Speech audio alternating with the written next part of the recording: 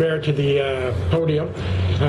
As I said, he served with the Royal Canadian Mounted Police, and I would encourage you to listen to what he has to say today. Eric? Thank you. First of all, I'd like to say that I'm honored to be here with my fellow veterans, service personnel from the Armed Forces. The RCMP have had a long tradition with the Armed Forces, starting, believe it or not, from the Boer War, when Sam Steele rode with the LDSH in that conflict. We served in the First World War, Russia in 1917, and as the First Provo Corps in the Second World War. So we have very close ties to the military, and they to us. First of all, I'd like to honor Brian Dick for inspiring me to get off my ass and become an organizer and help with this day of protest.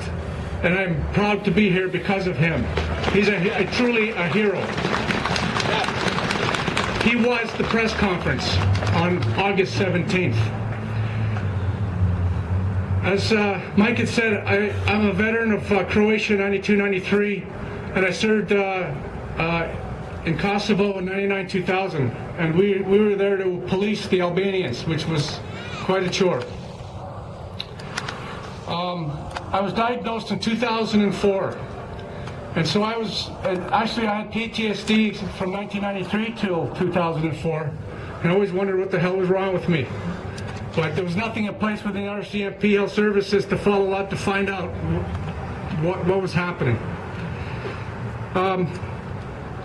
I have post-traumatic stress disorder, a serious case of it, and I have to take a mitt-full of pills every day in order to be up here, to be coherent, to talk to you. And that's my life. The RCMP offered me the door through a medical discharge or a voluntary discharge.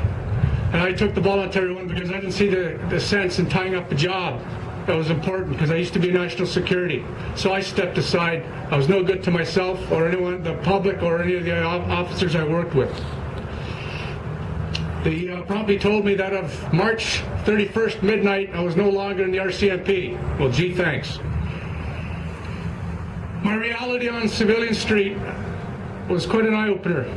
I consider myself one of the lucky ones because I have a 52% pension, 26 years of service, and I have my VAC disability pension, which enables me to basically, and my wife over here, to maintain what we've so worked hard for over the years.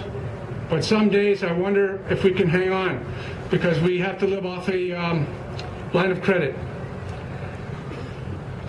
It's a hard reality.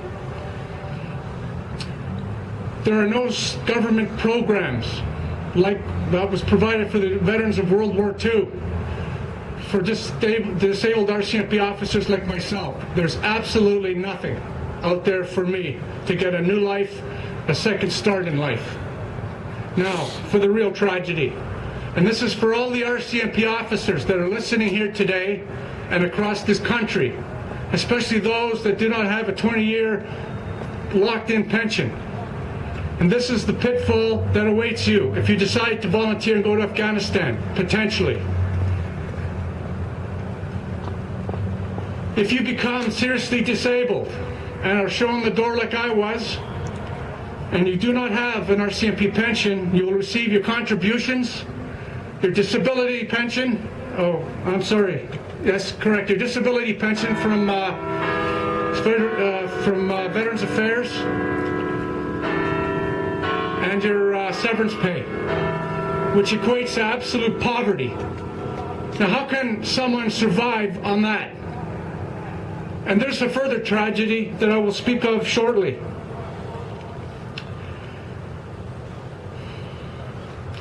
I'm saying to those young RCMP officers considering to go to Afghanistan, think twice, because the money's good, yes, but you have more to lose than you realize. Because you come back and you're messed up, like what happened to me, you will be living a world of hurt.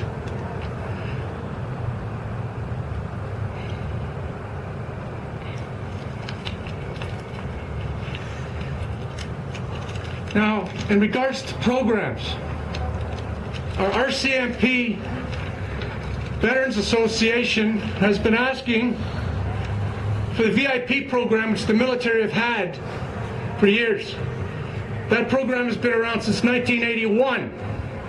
But yet, our veterans, our disabled RCMP veterans, have been asking for this program so they can live with dignity in their homes and communities, like our brothers in the armed forces.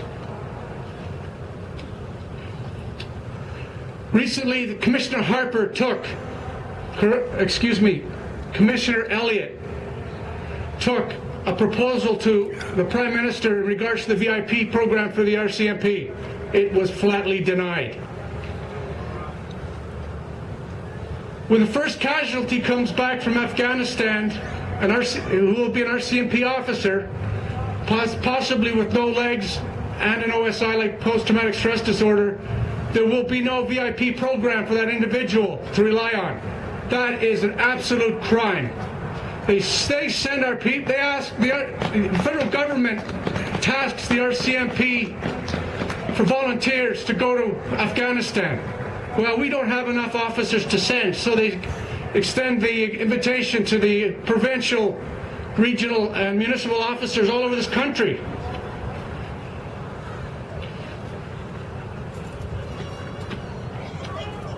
And sadly to say, there are several cases where officers from these other departments have been left high and dry, and I'll speak of one of them. His name is Mel Birmingham, a friend of mine. He's with the Cape Breton Regional Police. The Cape Breton Regional Police, by the way, have sent more officers on missions per capita with the RCMP than any other force in the country.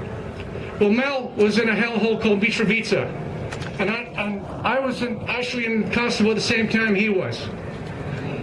He had been held at gunpoint twice, had numerous explosive devices thrown at his house because he was living in an Albanian house in a Serbian neighborhood. He did his job and he stood the line. But he came back messed up like I did, and he paid the price. He bled for this country in Mitrovica. And what happened to Mel? Well, Workmen's Compensation in Cape Breton said, well, you didn't get injured in Cape Breton, so we can't help you. Well, Mel wrote a letter to Veterans Affairs. And what happened? Well, he didn't pay into the Superannuation Act. Sorry, we can't help you.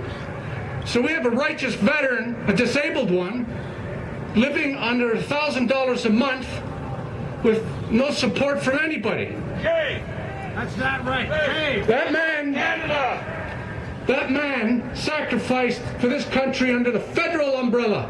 He didn't go on behalf of Cape Breton. He went on behalf of Canada to Kosovo Mitrovica and stood the line. And this country, the Harper government, has let him down. And I'm here advocating on his behalf because that story needs to be told. Another thought on the VIP program and the fact that we don't have the same programs as was given to the World War II veterans. One of these days, sooner than later, we will have our own Brian Dick come back from Afghanistan. And there will be nothing in place for that individual who will have to push a rock up a hill like Brian Dick had to do, which was a crime. And so I'm asking on behalf of our elderly veterans and our disabled veterans, now and soon to come, that Mr. Harper, you get off your wallet and you provide the RCMP the funds to correct this. You want to fix the RCMP? Well, give them the money. Give Commissioner Elliott the money to fix it. And don't let this pitfall happen, because it's going to happen. That is a guarantee. As long as we are sending volunteers to Afghanistan and other places in the world.